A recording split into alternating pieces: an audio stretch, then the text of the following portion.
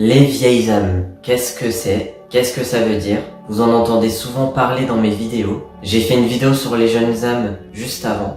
Je vous conseille d'aller la voir si vous l'avez pas encore vue. Vous allez voir comment on reconnaît une vieille âme. Bonjour à tous, moi c'est Maxence, je suis l'auteur des livres Mourir, Renaître et Se Retrouver. Et vous pourrez les trouver sur Amazon et sur Bookelys. Alors qu'est-ce que c'est qu'une vieille âme? Comment on les reconnaît? Je pense que ça va être comme sur la vidéo des jeunes âmes, je vais dire un petit peu tout ce qui me vient par la tête, donc ça risque d'être un peu décousu et je m'en excuse d'avance. Déjà pour moi, la première chose qui qualifie une vieille âme, c'est sa croyance en la vie après la mort et en la réincarnation. Ça pour elle, c'est quelque chose d'incontournable.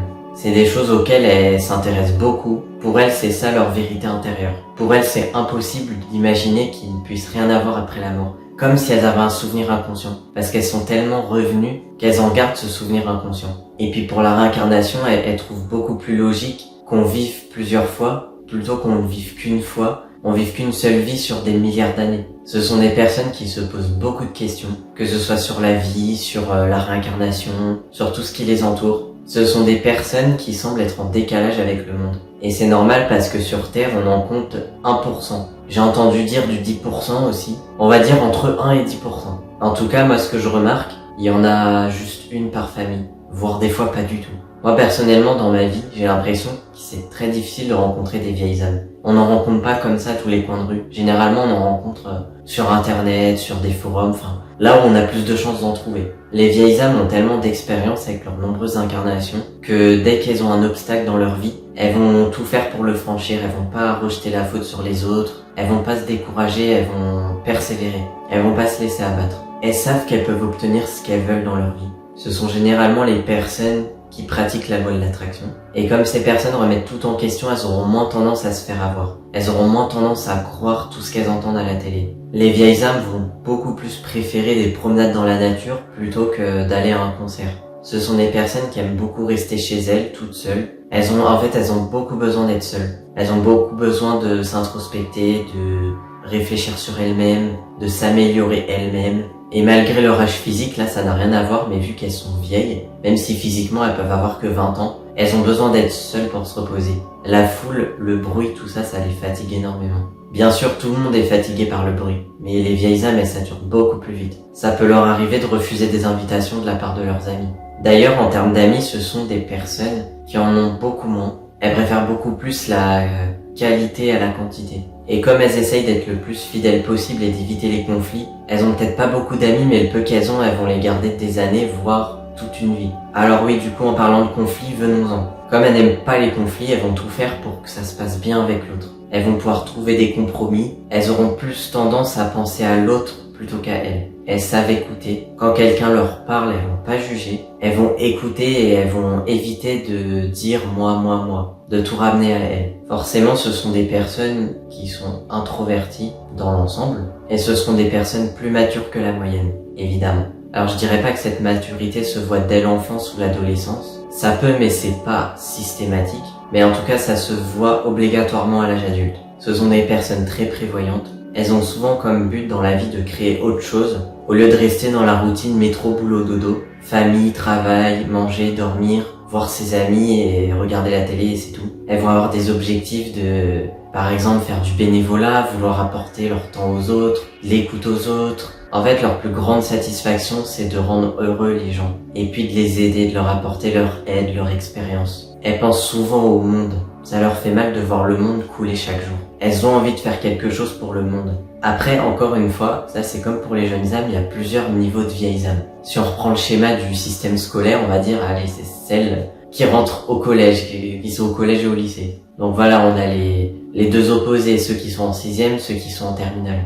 On va dire vers le collège, donc dans mon schéma, bien sûr, je parle du collège, donc des vieilles âmes plus jeunes, elles se rendront compte qu'elles doivent travailler sur elles. Elles auront envie de travailler sur elles, de s'améliorer. Et les plus vieilles âmes seront encore aussi en quête de travailler sur elles, de gommer leurs défauts. Et celles-ci, elles auront aussi l'envie d'aider le monde. En plus de travailler sur elles-mêmes, elles voudront aussi absolument faire quelque chose pour le monde. Que ce soit à petite ou grande échelle. Elles ont conscience que le monde va mal, que le monde doit changer. Et elles rêvent que d'une chose, que le monde aille dans le bon sens. Vraiment que ce seraient les autres avant elles. La réaction de la vieille âme face à une personne qui les embête, ce sera plus, comme on dit, une réaction de quelqu'un qui s'écrase. Sauf que c'est pas de l'écrasement, c'est plus que la vieille âme, elle en a rien à faire de se sentir le plus fort ou pas, d'avoir le dernier mot. Elle a pas de temps à perdre à discuter avec quelqu'un qui n'en fait qu'à sa tête, ou qui veut toujours avoir raison. Elle, ce qu'elle veut, c'est la paix avec tout le monde. Et donc ce sont des personnes qui ont moins tendance à être rancunières, et elles pourront pardonner plus facilement, elles savent à quel point le pardon est important. Ces personnes sont beaucoup dans leur tête, donc c'est-à-dire elles réfléchissent beaucoup, elles se posent beaucoup de questions, elles introspectent tout ce qu'elles voient, elles sont beaucoup dans leur rêverie aussi, et elles ont beaucoup de mal à s'intégrer parmi les jeunes âmes. Les conversations entre vieilles âmes vont beaucoup plus loin, elles sont beaucoup plus philosophiques, ils approfondissent beaucoup plus les sujets, ils s'intéressent beaucoup plus à l'autre. En fait, les conversations entre vieilles âmes, c'est libre, c'est fluide.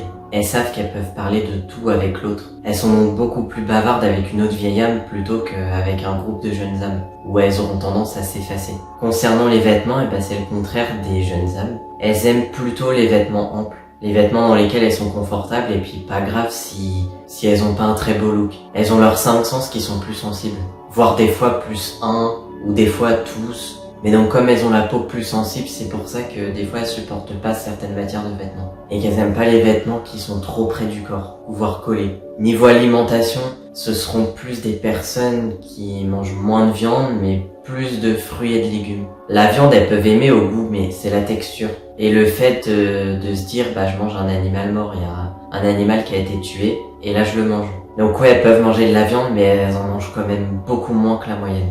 Les vieilles âmes n'aiment généralement pas le travail en tant que salarié. Elles ont besoin d'avoir quelque chose à elles, de créer quelque chose. Elles ont du mal à obéir aux ordres. Elles aiment pas les conflits, donc si elles sont sur un lieu de travail, bien sûr elles vont faire ce qu'on leur dit. Mais c'est pas quelque chose qu'elles pourront faire toute leur vie. Elles vont avoir besoin de créer leur entreprise par exemple, d'être entrepreneurs, de pouvoir casser la routine. Elles peuvent pas rester dans une routine métro boulot dodo. Elles ont besoin d'être utiles, de faire quelque chose qui a du sens pour elles, quelque chose qui contribue à l'évolution du monde, au bien-être des gens. Les vieilles âmes aiment plus passer du temps avec une personne en particulier. Juste une personne, pas être en groupe. Parce que certaines peuvent avoir du mal à s'intégrer dans les conversations. Vous voyez, il y a les 2 personnes qui parlent ensemble et que, après elles, pour intervenir, c'est plus compliqué. Elles ont tendance à prendre la place qu'on leur donne. C'est-à-dire que si on fait attention à elles, elles vont être là, elles vont être bien, elles vont discuter avec les gens. Mais sinon, si elles sentent qu'elles sont pas importantes pour les autres, elles vont avoir tendance à s'effacer. Au lieu de plutôt jouer les gros bras et dire « je suis là, regardez-moi, coucou », ou faire n'importe quoi pour se faire remarquer. C'est pas du tout elles. Elles, vraiment, elles vont avoir tendance à s'effacer. Leur passe-temps préféré, forcément, c'est plutôt des choses calmes. Comme je l'ai dit, se promener dans la nature, être en contact avec la nature, faire du jardinage aussi, ou lire, ou faire des choses qui ont du sens pour elles. Mais vraiment être seule, être dans le silence. Vraiment, elles ont besoin d'un petit temps seul chaque jour, c'est très important pour elles. Des fois, dans leur vie, elles sont contraintes de dormir chez des gens, même si c'est des amis. Mais après, elles ont vraiment besoin de se retrouver seules. C'est très dur pour elles de se retrouver plusieurs jours d'affilée comme ça sans pouvoir s'isoler.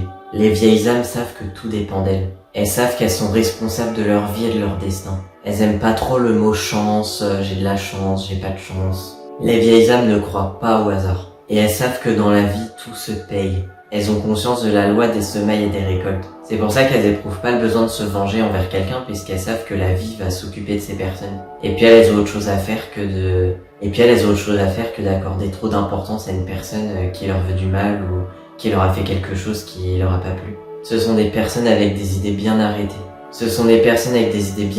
Et qui savent ce qu'elles veulent. Elles ont tendance à vivre dans les 3 temps en même temps, c'est-à-dire d'être un peu dans le présent, mais aussi être un peu dans le passé, et en même temps un peu dans le futur. Je ferai une vidéo là-dessus dans pas longtemps. Bon, ça peut vous paraître bizarre ce que je dis, vivre dans les 3 temps en même temps, mais je me comprends et de toute façon, je ferai une vidéo là-dessus dans pas longtemps. Pour les vieilles âmes, il n'y a pas de hiérarchie sur Terre. Elles savent que, par exemple, une femme de ménage a autant de valeur qu'un chef d'entreprise. Elles aiment pas quand on leur dit « Oh, mais toi, t'es jeune ». Parce qu'elles se sentent âgées dans leur tête et elles sentent qu'elles ont cette sagesse que même beaucoup d'adultes plus âgés qu'elles n'ont pas. Elles arrivent toujours à trouver des solutions à tout. Elles ont pas peur des épreuves de la vie. À un niveau vraiment bien avancé, elles seraient même demandeuses d'épreuves de vie parce qu'elles savent à quel point ça les fait évoluer après. Et c'est un véritable cadeau, c'est une véritable bénédiction. C'est dur sur le moment, ça fait jamais plaisir d'avoir une épreuve, mais elles se rendent compte à quel point ça les fait avancer ensuite. Elles ne comprennent pas comment on peut ne pas s'interroger sur la vie, comment on peut ne pas se poser de questions. Comment est-ce qu'on peut vivre comme ça, la gueule au vent, comme j'aime bien dire? Elles aiment pas les trucs futiles, comme par exemple être à la mode ou connaître les résultats du foot ou d'un autre sport, ou parler de la pluie et du beau temps. Elles ont à chaque fois besoin de faire quelque chose qui apporte du sens à leur vie. Je le répéterai jamais, mais vraiment, elles ont besoin de sens. Et elles lâchent rien. Si elles se posent des questions, elles pourront remuer ciel et terre pour obtenir des réponses. Oui, les jeunes âmes peuvent les prendre pour des illuminés. Elles ont l'habitude. Elles ont pas besoin de se justifier parce qu'elles savent qu'un jour, de toute façon, la vérité éclatera. Elles croient qu'en ce qui fait sens en elles. Donc si elles croient en la réincarnation, par exemple, c'est pas parce qu'elles l'ont lu quelque part, c'est parce que vraiment ça fait sens en elles, c'est ça. C'est ça, ça leur parle plus que tout. Elles, ce qui les intéresse, c'est pas de se mesurer aux autres, d'arriver premier ou d'être le plus riche ou d'être le plus beau. Elles, ce qu'elles veulent, c'est devenir meilleures chaque jour. Elles se confrontent à elles-mêmes. Et c'est elles qu'elles veulent améliorer. Elles savent que le physique n'est pas aussi important que ça. Elles se concentrent vraiment sur leur beauté intérieure. Voilà, donc vous l'aurez compris, les vieilles âmes sont des personnes qui se posent beaucoup de questions et surtout pour qui la réincarnation et la vie après la mort, c'est une simple banalité. Et ce sont des âmes qui veulent tout faire pour que le monde aille mieux. J'espère que cette vidéo vous aura plu. N'hésitez pas à laisser un commentaire pour me dire si vous vous reconnaissez dans ces points. N'hésitez pas à vous abonner à la chaîne parce qu'il va y avoir plein de super vidéos à venir. Et puis on se retrouve bientôt dans la prochaine vidéo.